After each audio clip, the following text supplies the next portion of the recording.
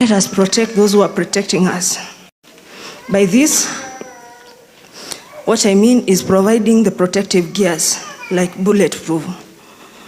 To bring the point home, I lost my husband through a gunshot at the chest, but if he had a bulletproof, he couldn't have died. Hawa wakora wako kule nje, tunawaambia atutishwi, au Al-Shabaab tunawaambia atutishwi, tutalinda nchi yetu. Hizo ID wanaweka kule, hatuna woga. It depends on who is faster than the other one, whether the policeman or the mukora. I'm not fast enough, I'll go. Bongei, are you ready to go? Ngoja keti we keti. So dadangu Ann Makori, so nikitoa bastora yangu akienda kwanza is because I want to continue serving this country. This country is dear to me. I love this country. I've earned it. I must protect the property and our people. Na ndio sababu nipeyo bunduki, siku inunua mimi, wananchi ndio wamenunua, na mimi naona Madam Makori anatingiza kichwa, ni kama nakubali na nasema.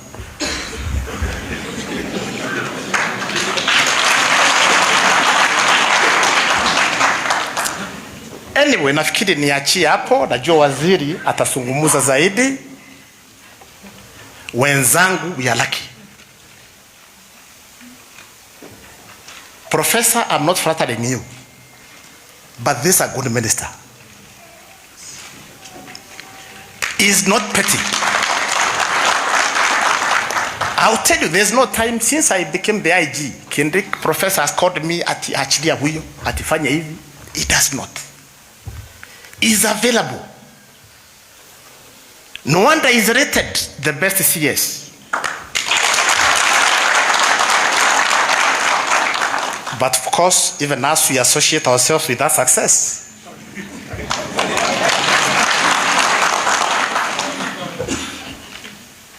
We are seated here. I'll tell you, there are no funds voted for this function. Inategemea people of goodwill. Kama professor, waziri, on behalf of these officers, well done. Mnajua hata mimi niko na mambo matatu. Na mnamwambia temoeleza, tulikuwa kanisa pale juzi na PS na nilieleza. Mambo yangu matatu. Mambo ya pombe imeleta shida kwa kikosi. Ulevi tafadhali tuache.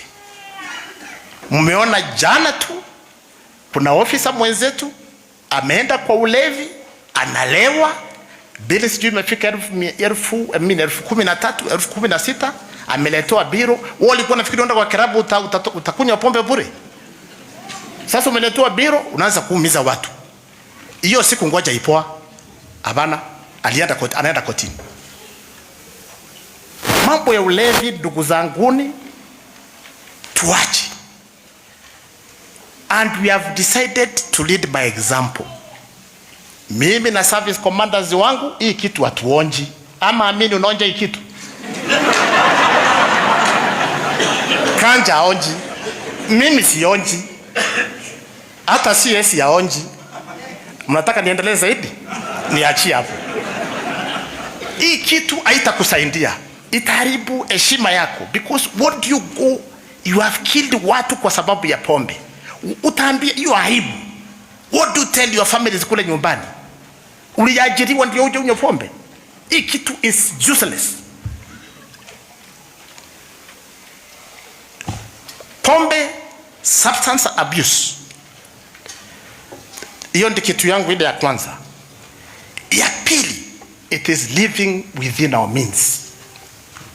Officers wenzangu, let us live within our means. Mimi siwezi ishi maisha ya waziri. Siwezi. I can't attempt. He's our professor. Mimi ni askari. Sasa So tafadhali, live within your means. Siwezi ishi maisha ya Catherine dereva, mkimbiaji wa ulimwengu mzima, alipata mamilioni. Sasa mimi nimekimbia wapi? Sasa mimi naanza kushindana na Catherine dereva.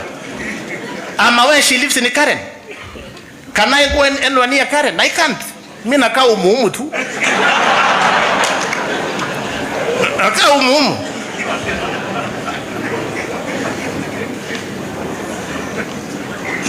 So ndugu zangu, let's live within. That is our biggest problem. Ya mwisho, ya tatu, as I sit, peer pressure. Najua wenzangu hapa wameanza kuniangalia wanacheka kwa sababu ni mambo tumezungumuza sana, mambo ya peer pressure. Juzi kuna vijana wamepass out pale Kiganjo hapa Januari. Walipass out Januari, saa nakutana nao kwa barabara wanakimbia na Subaru. Amefanya kazi miezi ngapi? Amekimbia pale kwa benki, amechukua loan milioni 3, anakimbia kununua Subaru. Na si ya ingine, ni kutisha IG. Wakati niko kwa barabara nikiendesha kapika hapi yangu, wewe unataka kuni overtake, unaniwekea hazard. Sasa jameni, unatisha IG for what? Hii mambo ya peer pressure tafadhali itaharibu kazi yako. Na hata sisi wazee hapa tuko na hiyo shida. Hata sisi wazee, even at my level, peer pressure. You remember I told you when I became the IG, when I became the IG, kwanza ikasemekana mimi ni accounting officer. I'm not the accounting officer. Accounting officer hapo hapa bani. She seated somewhere. Wakati nisemekana comment ya IG, hata kuna pesa zote za polisi, sasa iko watu wanakuja kwa ofisi peers. Na pia kwa watu unajua kwanza unaishi wapi? Naenda Karen.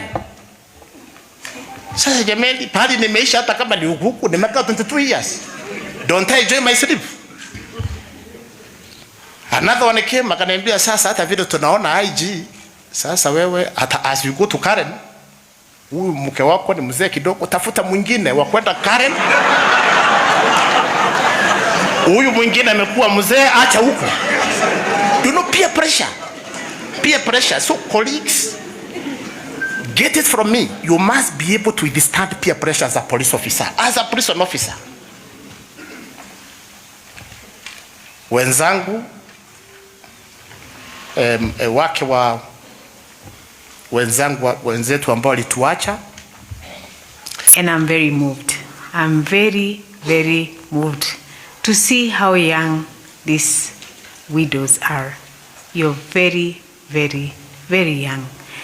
And like Commissioner said, I nearly shed tears. Then I remembered their cameras there, so I withheld.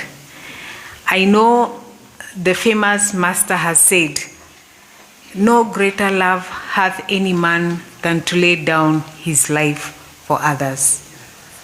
Our friends have paid the ultimate price. It goes to show you that this service that we do is of greatest importance. Never take for granted the job that you do.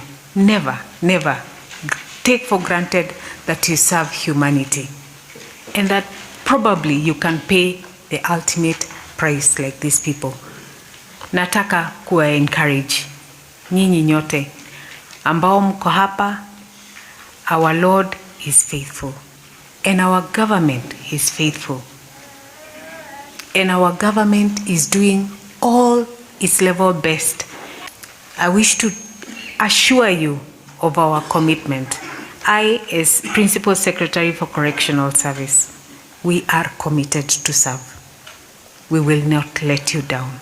Because today is a very emotional day and it's not a day of long speeches, nataka tu niseme mambo machache. Kwanza ni kusema pole kwa familia, watoto, wajane ambao kwa bahati mbaya wameachwa na waume wao. na wazazi wao,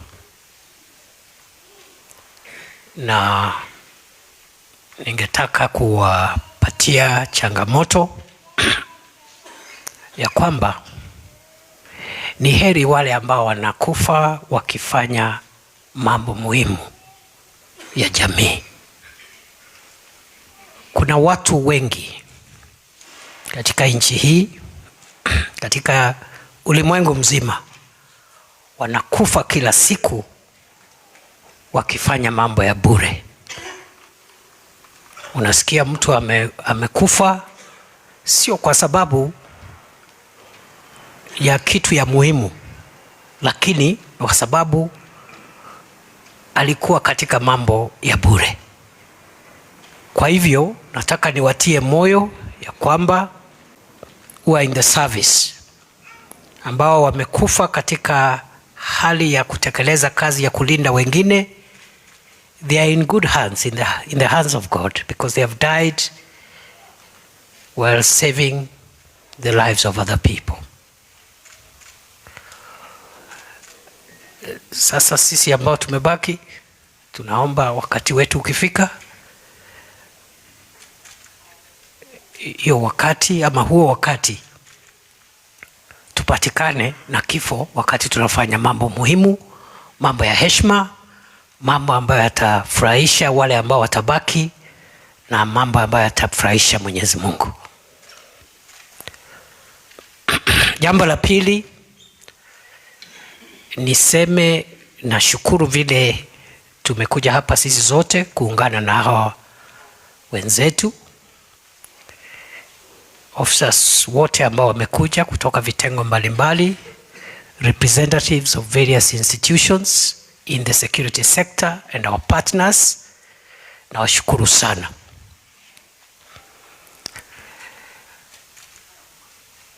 Kile ambacho ningeomba kuendelea mbele, tungetaka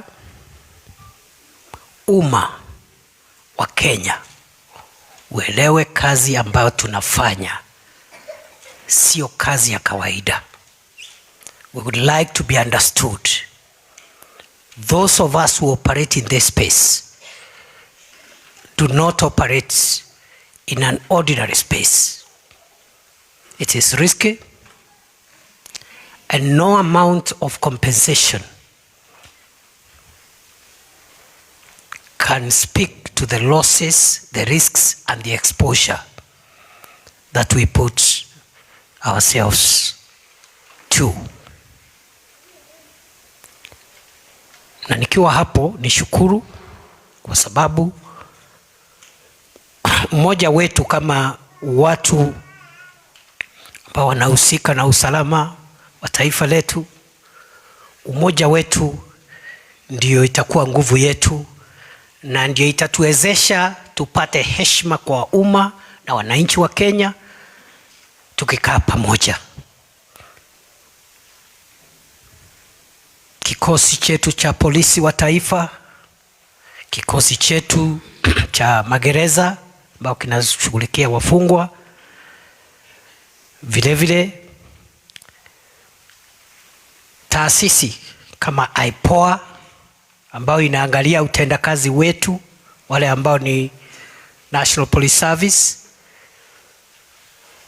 taasisi kama National Police Service Commission ambayo ina deal na mambo ya human resources yetu. All of us must join hands with our officers and work towards a common end and speak the same language. We cannot afford to speak different languages. I am very happy, and I want to say, as the minister responsible, that there is no contradiction between the work the Inspector General of Police is doing and the work IPOA is doing and the work the National Police Service Commission is doing. There is no contradiction. In fact, what there is complementarity and mutual support for each of the roles of the different institutions. Kwa hivyo mambo ya IPOA kama afisa wa polisi kama ule tumeambiwa hapa, amechukua bunduki, ameingia kwa klabu, amelewa, amekataa kulipa bill, anaua watu, as we have no business with those kind of officers. Wafungwe kabisa, hata wasitoke, wafungwe milele. So IPOA, we support your oversight on police officers who misuse their firearms, and in the process of misusing their firearms, they are adulterating, damaging, and diluting the splendid and sacrificial work which is being done by 99% of the officers, especially those who are working in the front line. I have been to every county and every corner of this country, including the most dangerous operational area. And I want to tell you, for those who understand the risk, the exposure that our officers go through every day is nowhere near what the discussions in towns is about.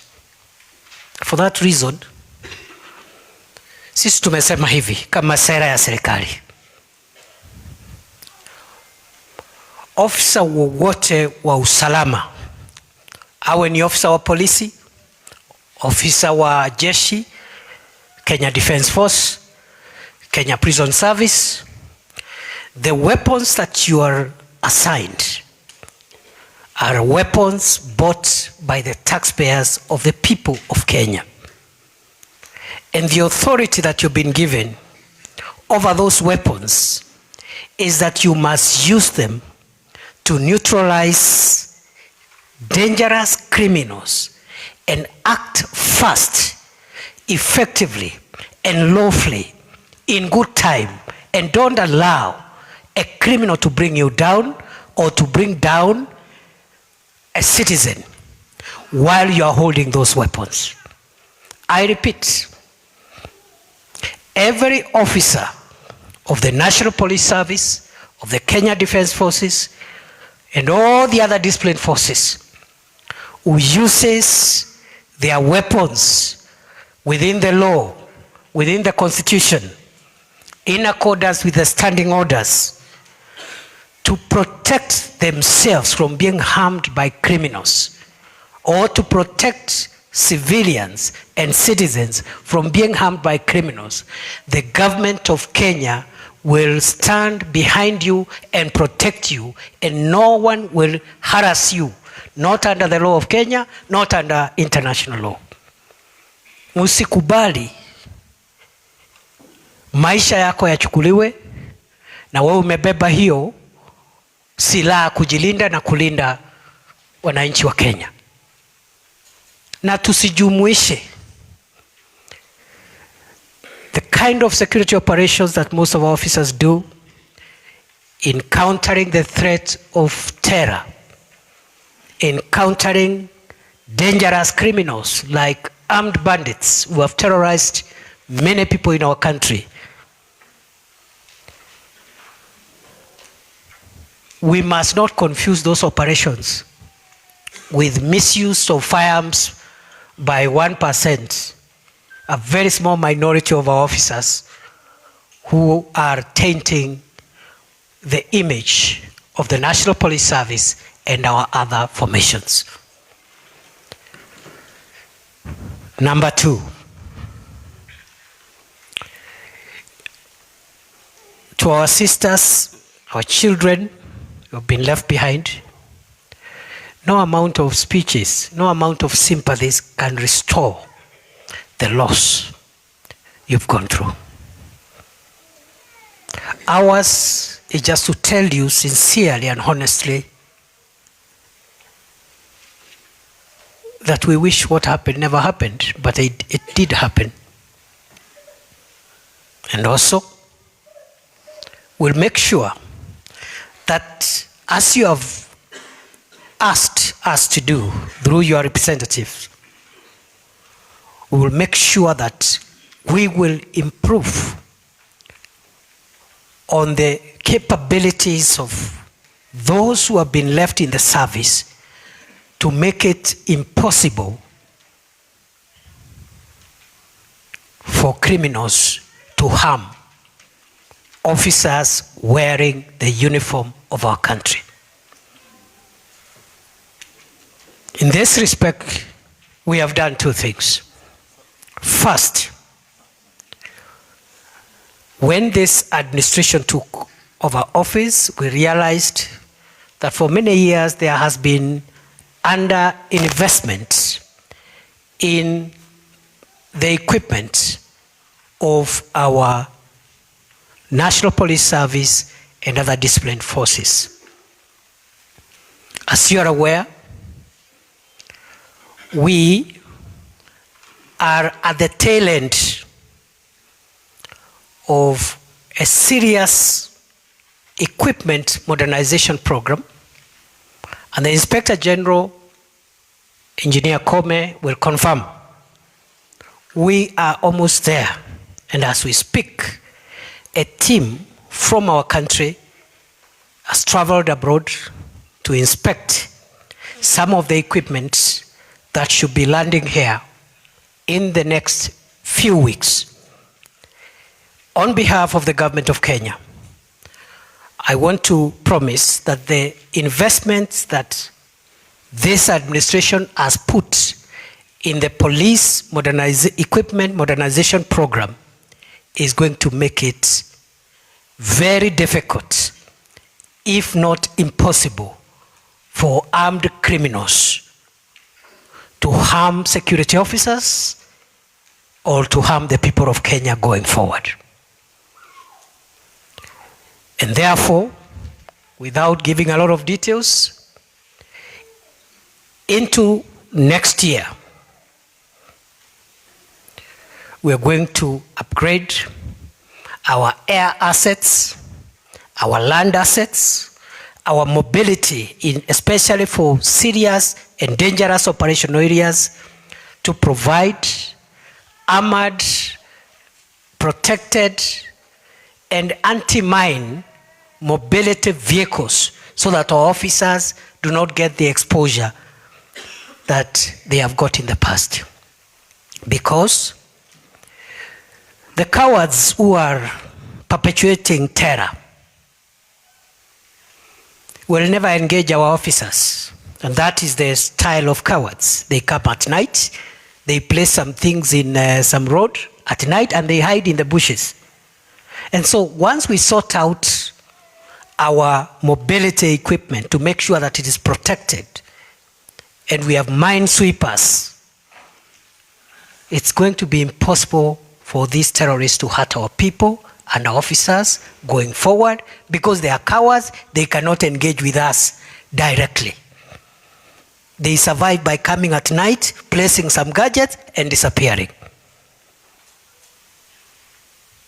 And therefore, in 5 years, starting last year, the government is going to use a total of 37 billion to modernize the equipment of our police and the Kenya Prison Service. The government is going to use a similar amount of money to modernize the equipment of our Kenya Defense Forces. And going forward, we will have less of this. Last year, when I started as Minister for Interior, we had lost 54 officers last year. We've tried to make some stopgap interventions.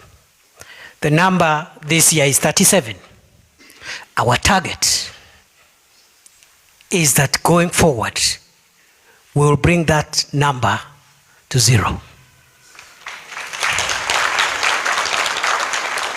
So, for the time being, we are here mourning our departed colleagues, our brothers who have gone ahead of us in the line of duty, honorably, in the most sacrificial manner I don't think there's another sacrifice one can make in the service of their country. The DCI officer we lost this year was shot by an armed robber whom we had been tracking all the way from Nyanza until Kasarani. And unfortunately, out of the team that was tracking that robber, we lost our officer from the DCI.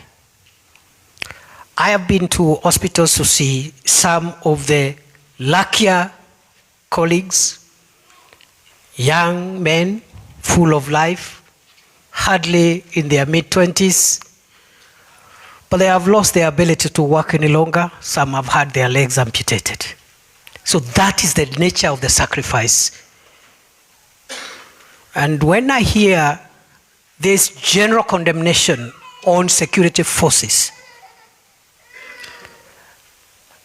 it gets me concerned, because sometimes what our officers go through, only their families and God in heaven knows. So we will get there. We are not there, but we'll get there.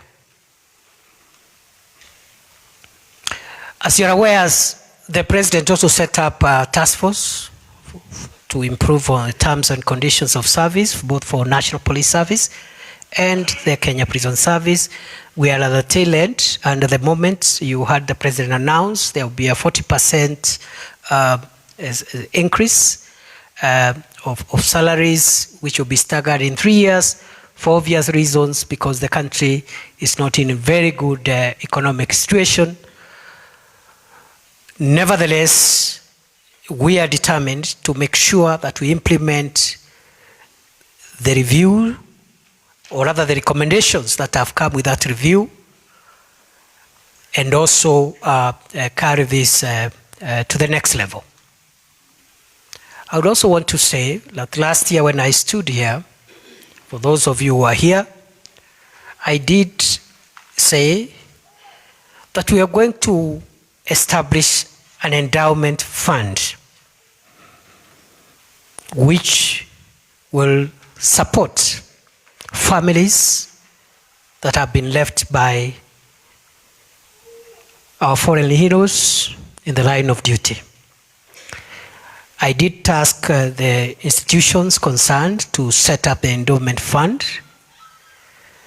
The vice chairperson of the National Police Service Commission, who is here, has assured me that the policy framework for the endowment fund has been completed and is waiting my approval. And I want to commit that we will operationalize the endowment fund this financial year. And that fund,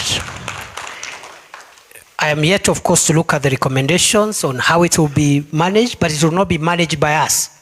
It will be managed by families that are affected, with, of course, our support to make sure that we offer scholarship opportunities, medical support, and other distress responses to families who have been left by our dear colleagues. And therefore, we are ready. In fact, we are waiting for that process. I think it took a little longer than I expected, but I am glad now that process is complete. And already we have looked for some money, seed money. And therefore, from this year, we'll operationalize that fund and support the families which are seated here. We'll find a way, because this is something we should have done a long time ago, because every year we have this kind of situation. So we'll find a way of starting somewhere, and then we'll see what to do with the historical families who have been affected in the past. And therefore, one of the big legacies of this administration in the security sector will be, in the coming few months, the establishment of an endowment fund to support families of officers who die in the line of duty. We have also discussed with with the Inspector General and the National Police Service Commission, and we have agreed those widows who have the requirements. We have a number of positions which we could support you to be employed, not necessarily in the National Police Service, but generally in the public service. And therefore, I want to direct the Commission, the IG, and the PSs who are concerned to finalize an arrangement and do a needs assessment for the widows who have been affected. We can just start with this year and see those ones we can place for employment, those who have the papers, those who perhaps want, we support a child here, as a way of saying that we are carrying this burden together, and your loved ones died in defending others, and there is no way we can abandon you now that our officer is gone. So I think we are in good space. It's not a very good occasion, but it's an occasion to rekindle our love for our country, our patriotism, our focus, and our dedication to get the country, to rid the country of dangerous criminals, terrorists, bandits, drug traffickers, and all the other people who want to hurt us. And before you criticize someone wearing the uniform of the country, be careful. And I'm not defending those who misuse firearms and those who do the things that IG was saying here. 99% of us have given it our all to make sure that Kenya is safe. And I want to join the Inspector General of Police in warning all the enemies of Kenya, terrorists, bandits, drug traffickers, all dangerous criminals. Our commitment and our resolve is to make sure that we get rid of you. And before you destroy Kenya, we will destroy you, because that is our constitutional and legal mandate. From Lamu to Northeastern to North Rift to everywhere. I want to thank all of you, colleagues, from all the different agencies represented here, because contrary to what the IG said, when you hear, if you are in charge of something, and I know many of you are in charge of something here, if you hear people saying you are doing well, it is not you who is doing well. It is the people who assist you to perform your duties who are doing well.